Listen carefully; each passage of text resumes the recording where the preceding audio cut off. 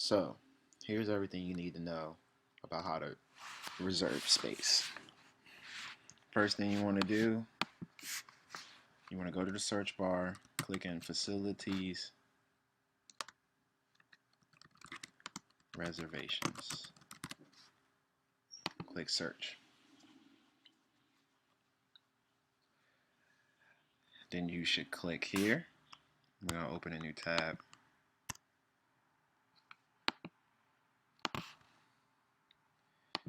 You're going to get to this page. You want to click this yellow button, and I already have it opened in a tab, Virtual EMS. And this is how you can browse for space, look for space, and reserve space. Since you would be a student, you want to use student information table. That's using a table, something outside of Commons, something outside of GUC, or an information table on any building on campus.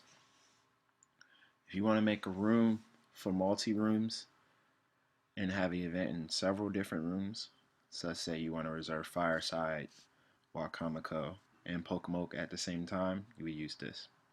If you want to make an outside request as a quad or the Seagull Lawn or the Seagull Pavilion, you use this. But let's just use a regular student event form. So you click here, and you want to go straight to here. The first thing you do, you want to think about the date. So let's say we want to have our event in February 10th. You click February 10th.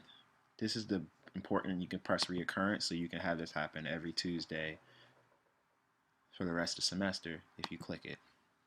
You want to put your event time, say 1. You want to put your end time. Here's where you choose your building, GUC. So I would click GUC. This is important. The amount of people you choose for your room will determine the amount of places that show up. So you put 200, you usually will only be able to get the big rooms. Also, these options right here will also give you a limited selection. So if you want a conference, we put 200 conference. Most likely your Wacomico room will show up. We press find space. The Wacomico room did not show up.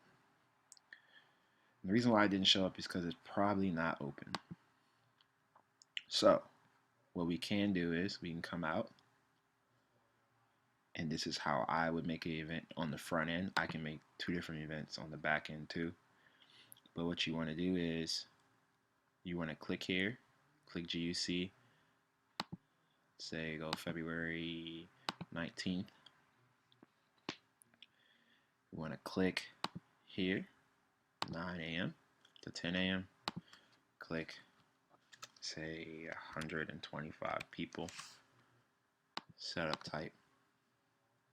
We want to use, let's go theater. Find space. And now we have different options.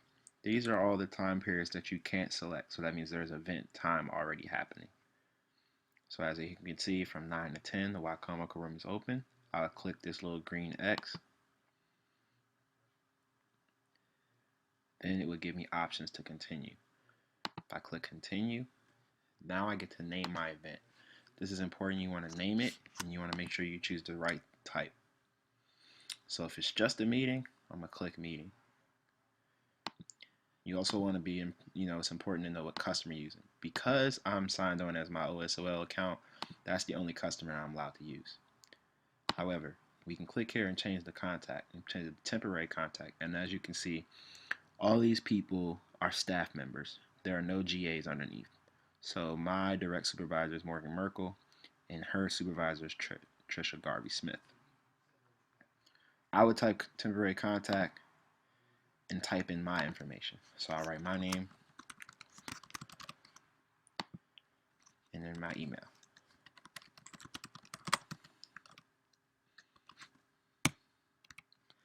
Etc., etc.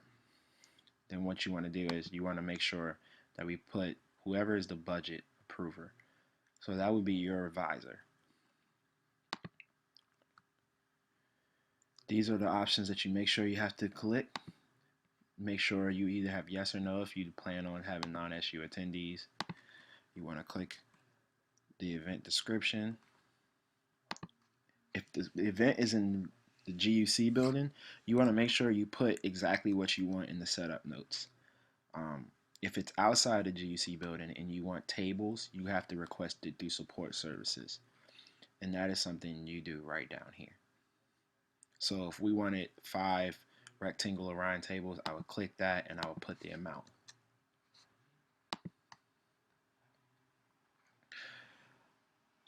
Event technical services, you want to make sure you click this. You want to click this event production sheet. You make sure you do that, and you want to put your special instructions there. If you want to have a laptop or anything like that, a small sound package, you want to put this in there.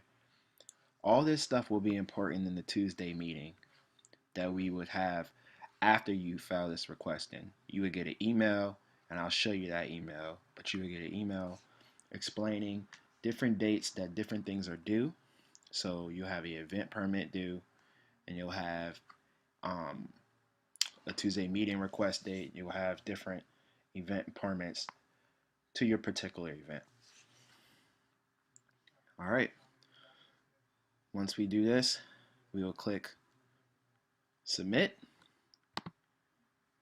and it says event name required, so I have to give it event name.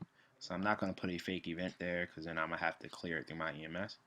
But let's say we would just put good day, and I'll press submit, and it will go through.